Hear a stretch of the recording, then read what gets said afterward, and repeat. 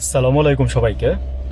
আজকে সকালবেলা 6টার দিকে আদ্দিন হসপিটালে আপনার 6জন বাচ্চা ইনস্ট্যান্ট মারা যায়।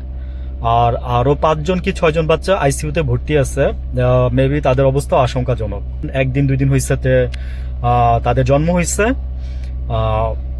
আদ্দিন হসপিটালের আপনার বাচ্চাদের যেখানে রাখা হয় সেখানে তাদেরকে রাখা হয়েছে। তো রাত্র 3টার দিকে একটা বাচ্চার আপনার কিছুটা শ্বাসকষ্ট হয়। তো ডাক্তার আবার পরীক্ষা নিরীক্ষা করে তাদেরকে আপনার বলে যে না সমস্যা নাই, তখন বাচ্চাটাকে আবার তার যথারীতি স্থানে রেখে দেওয়া হয়।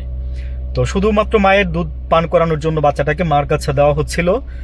বিভিন্ন রিজন থাকে না, ছোটোখাটো প্রবলেমের জন্য তারা 2-1 দিন হসপিটালে রেখে দেয় আর কি। সব হসপিটাল এটা করে এখন।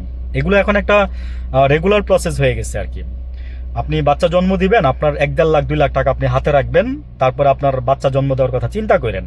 আগের দিনে নানি খালারা মারা এমনি বাচ্চা জন্ম দিচ্ছে, তাও কি 10 জনের উপরে, 12 জন 13 জন করে মামা চাচা খালা আপনাদের আছে না, অনেকের আগের জেনারেশনে আছে।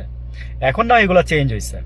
আচ্ছা, আমার যেটা বলার উদ্দেশ্য সেটা হচ্ছে আদ্দিন হসপিটাল এবং অনেকেই বলতেছে কিছু মিডিয়া, 5টা মিডিয়া যে একত্রে আছে, একটা মালিক, নাম বললাম না, বুঝে নিয়েন। তারা সবার আগে রিপোর্ট করছে। তারা রিপোর্ট করছে, জানেনই তো, মানে তারা রিপোর্ট করার মানে কি। তো এসির লিকেজ মানে থেকে নাকি লিকেজ হয়েছে, এসির গ্যাস লিকেজ হয়েছে।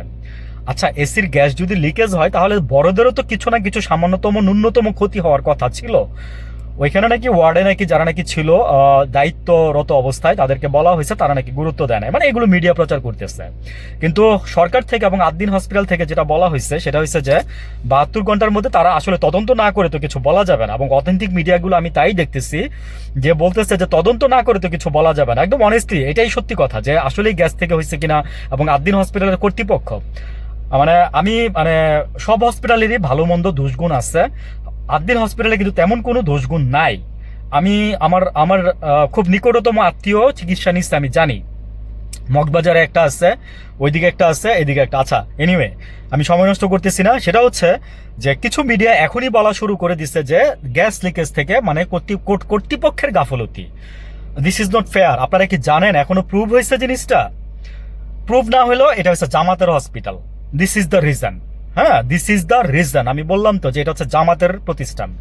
দ্যাটস ওয়াই আপনারা এগুলো বলতেছেন। এখন আমি জামাতের পক্ষ নিয়েও বলতেছি না। যদি আদ্দিন হসপিটালের যদি কোনো গাফলতি থেকে থাকে, 100% আদ্দিন হসপিটাল মানে আমি কথা বলবো এবং দেশের সবাই বলবে।